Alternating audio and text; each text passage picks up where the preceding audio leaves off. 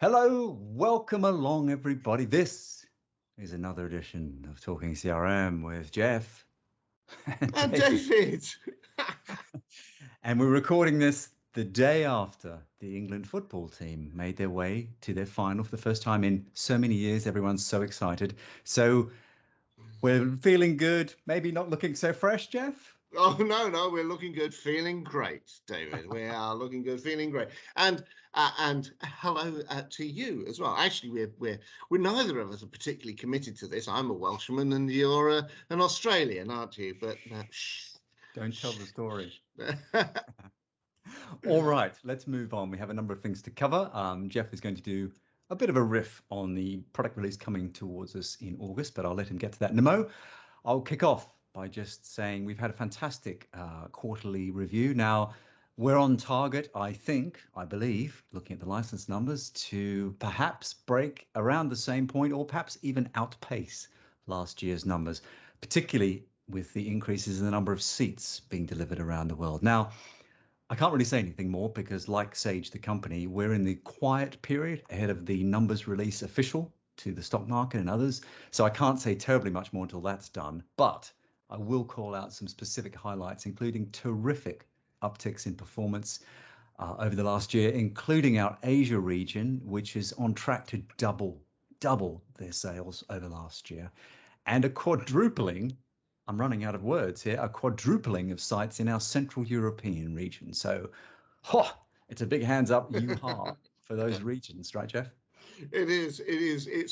It's been very busy here at Mm. CRM Central. It's been a very gratifying sense of activity. Indeed, it has. So, we'd like to tell you about the forthcoming release, which is 2021 R2, which is due out from us anyway, towards the end of, I want to say August. No, I mean the end of July into operating companies for August, right, Jeff? Yeah, no, well, we have a target date at the moment of being released officially to the operating companies for them to do their last minute sanity checks and preparation to the release to the market. And we're running to the target of August the 6th. Gotcha. We've this week released the software to each of the integration teams Hmm. and some of the key ISVs, the release candidate build. So they're in the process of testing. That testing has to be completed by mid-July. Hmm. So that's the 16th. I think we is our cutoff point. We'll Right. then start seeing a series of announcements appearing on Sage City from the 23rd of July with preparation and availability to our dev teams and ISVs from the 6th of August. And then when it hits market, well, that's down to how quickly people can make sure their support teams are trained up, how people can make sure that they've got all of their systems aligned to make sure that it's all released. And there's some things which will be tying in a little bit later on with making sure that there's new releases of integrations, for example, coming out. Right. So, do you want to give us a quick précis of the new release ahead of the official news and information we're putting out? Yes, I do. I'm pretty much involved in the development process on this, being writing some of the acceptance criteria for different features and also um, doing some of the specifications as well for Mm. the new features. The first good news is to say is that the attention of grinding down any of the user reported bugs and requests is going very well, so that we've I think addressed over 30 cases that are Hmm. linked to customer requirements, as well as then going on to delivering a whole series of things which are really focused around customer experience and usability enhancements. That's why we're using something of a strapline of looking good, feeling great. So we've done some for new installs, enhanced screens and lists. Uh-huh. We've got rid of some of unloved fields. We're focusing in on making sure that the best use of the real estate is made, so that people look at the software and say, right, I can. That's how I'm able to use the software most easily, most applicable to my circumstances. We have introduced a brand new style for the pipelines. These are the opportunity pipelines, case pipelines, and also it's configurable in the sense that if you don't like those, they're not suitable for the way in which you want to represent things. It's all configurable for a system administrator to be able to decide what is the style that is appropriate. We've added in some additional reports around and views around quoting and orders, and a new dashboard template to allow improved information reporting around that area. This is a start of a process of that we think is going to straddle not just, we started some of the work last release, but this release and into the next couple of releases on interface refreshment. And that's actually going to be very, very visible to anybody, because we've got a number of different usability things, which means that there's the way in which the spinner works, the screen refreshment works, and there's a lot of things that you'll go, oh, that's new, that's different. And as part of that, ooh, that's new, that's different, is the ability to override the ergonomic thing that we have. And that means that people can create their own looks and feels to the system and be quite dramatic in the way in which they override the main user interface styles. So apart from making it maybe pink and yellow, what's more realistic about what people will be able to do? Oh, you can add in, for example, style sheets allow you to add in behaviors and such as what happens when you hover over a hyperlink, for example. So you could change the way in which different sections or divs within the HTML are presented. So you can collapse things, you can create overlaying panels. It really is down to your own ability to be able to work with style sheets and as to whatever you want. We imagine some of our ISVs to really be going to town on this. So it does give opportunities to two camps, doesn't it, really? Because customers can choose then to say, I want the system to be more reflective of my branding or different departments even, perhaps, as well as partners being able to say, I'm in a specialist industry, I'd like to make the product look and feel different for a certain type of customers, right?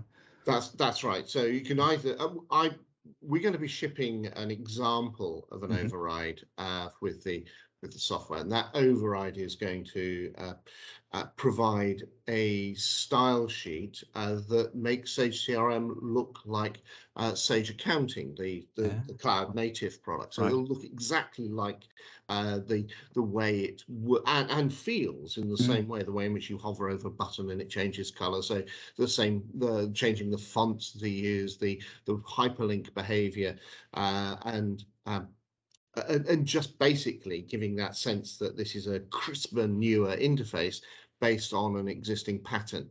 And that allows us to move very much more closely to the Sage design language, which is the new cloud-based design languages. Which is one of those things you referred to earlier. We've been working on over a number of releases to bring things forward incrementally. And there's a good customer experience idea there as well. Obviously, you want to make the systems look the same or work the same.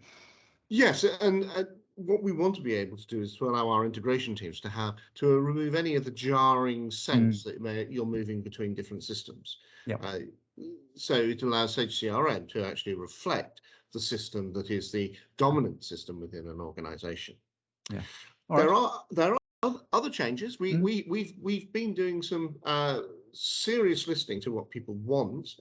For example, the way in which merges work, especially around quotes and orders. So when you're raising a quick send me a quote, for example, when you hit the send a quote button, which would normally open up an email with and carry out a merge to the default template, we now interrupt that process so that people can choose the template that they want to use. So that's you're choosing either a particular quote template based on whether this is a dominant product or services deal that you're trying to negotiate, and so that works very nicely. That's But we've gone a little bit further in that, because one of the things that people have wanted is to say they want the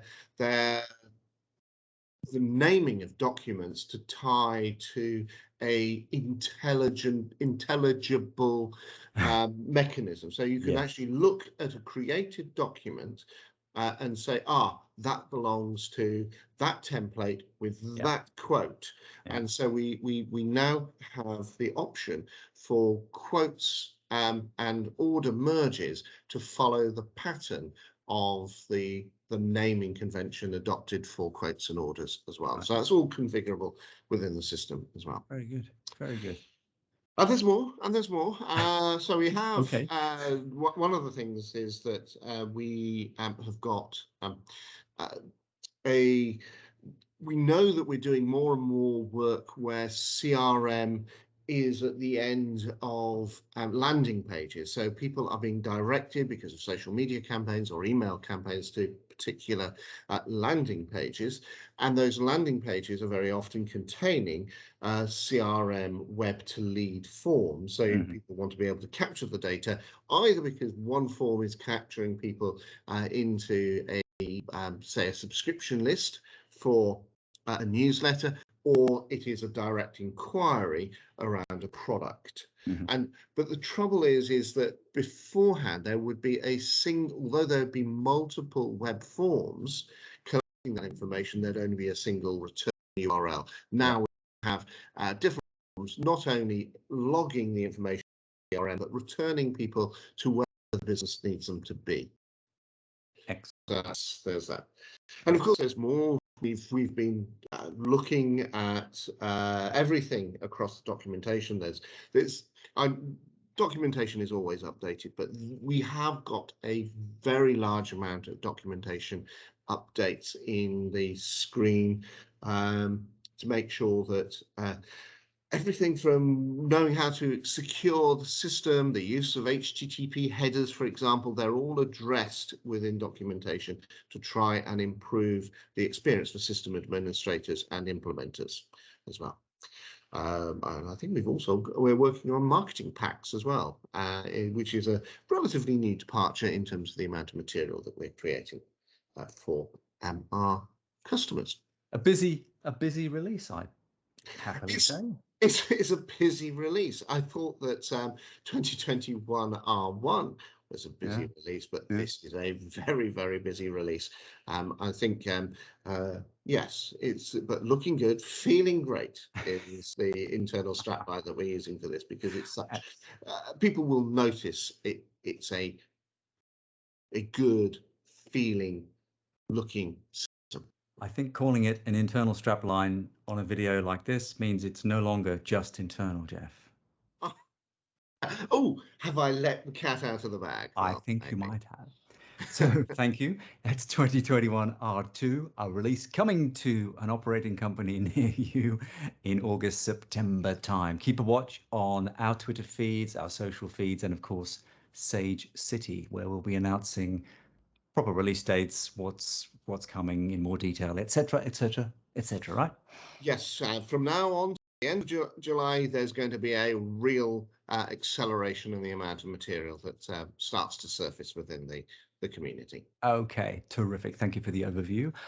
You reminded me earlier in the week to remind everybody, so here I am reminding everyone to again reference the Sage CRM Marketplace, where we've got a number of new tools up there, including expanded integrations or redone integrations from My CRM Manager, right?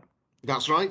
They've got a cracking new Sage 50 integration and also Sage 100 integration.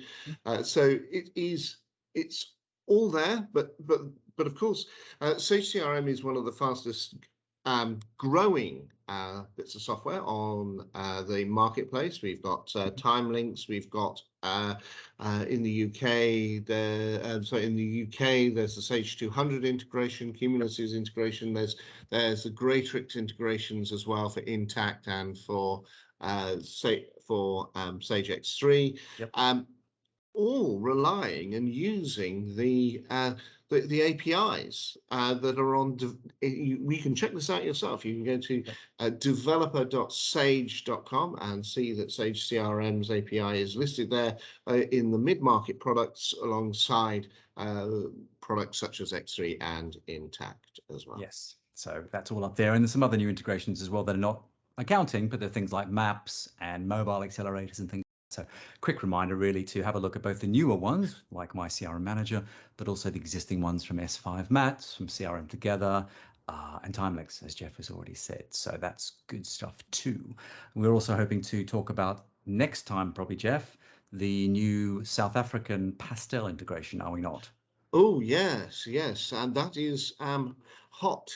I think that they've just received I think that the team in South Africa have just received the integration. They're doing the last minute sanity and validation of the integration, and hopefully we'll start hearing news about release and time to market as well. So I think, and I haven't said this to Jeff out loud before, so surprise coming, but what we should do is probably do a focus session on that integration and maybe put it up on the channel as well, right? Yes, I'd be very happy to. Yes. Okay, excellent. Super. I'm very happy you're very happy. Good. Have you anything else you'd like to say? I'm conscious we're sort of popping along here and probably run out of time now. Anything else? I've got nothing else to say. All right. It's been a pleasure, as ever. I thank you for your contributions. Wonderful. See you again soon, David. See you, everyone. Bye-bye. Bye.